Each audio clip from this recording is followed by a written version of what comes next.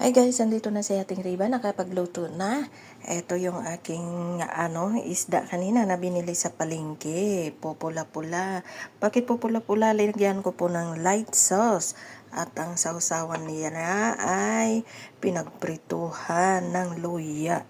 At linagyan ko ng konting asukal at light sauce. Yan po. Tapos ito, ang gulay ng aking alaga dahil hindi siya nakain ng kangkong. Ang kangkong natin ay spicy at saka may timpi. Parang tofu po yan pero gawa sa soya bean yung yan siya. Okay, di ba? Ang sarap. Tapos ito yung ating tangkoy soup. Hindi po namin kinakain yung karne. Tagtatlong hiwa lang kami nito at saka ubusin ang sabaw. Ganyan lang po. Thank you for watching. God bless you all.